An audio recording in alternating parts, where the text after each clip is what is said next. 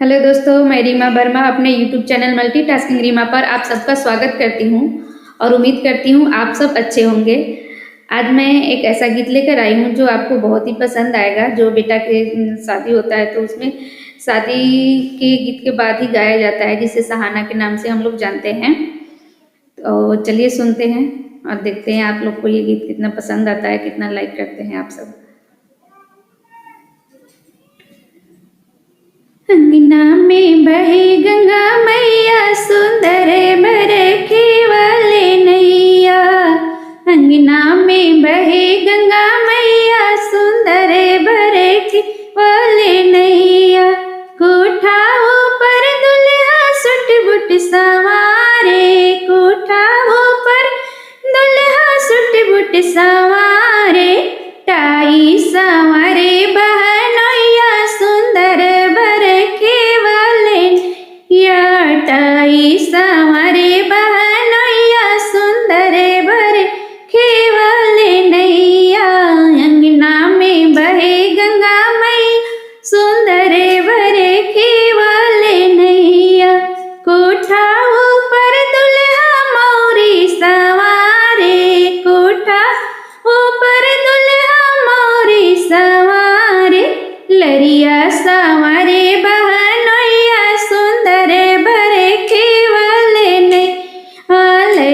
सवारे बहनोया, सुंदर बरखे वाले नैया। अंगना में बहे गंगा मैया, सुंदर बरखे वाले नैया। अंगना में बहे गंगा मैया, सुंदर बरखे वाले नैया।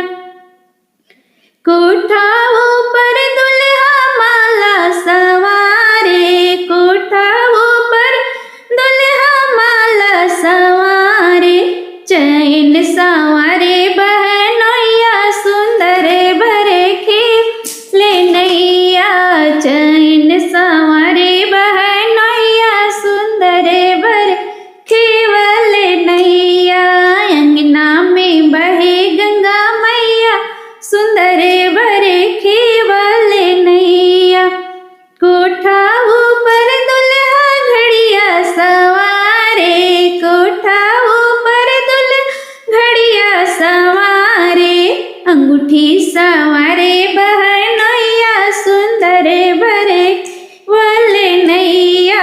अंगूठी सवारे बहनोया, सुंदर बरखे वाले नैया।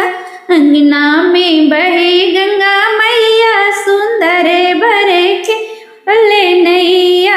अंगना में बहे गंगा मैया, सुंदर बरखे वाले नैया। कोठा ऊपर दुल्हा जूता सवारे, कोठा ऊपर दुल्हा जूता सवारे। मोजा सवारे बहनोया, सुंदर बरखे वाले नैया। मोजा सवारे बहनोया, सुंदर बरखे वाले नैया। अंगना में बहे गंगा मैया, सुंदर बरखे वाले नैया। अंगना में बहे गंगा मैया, सुंदर बरखे वाले नैया। Thank you, thanks for watching. तो मेरा ये गीत आपको कैसा लगा, लाइक कीजिए, शेयर कीजिए और कमेंट करना तो बिल्कुल नहीं भूलिए। मेरे चैनल पर यदि आप नए हैं तो मेरे चैनल को सब्सक्राइब कीजिए और ऑल बटन को जरूर प्रेस कीजिए, ताकि मेरे हर वीडियो का नोटिफिकेशन आप तक पहुंच जाए और आप मेरे गीत का आनंद उठा सके। Thank you, thanks for watching.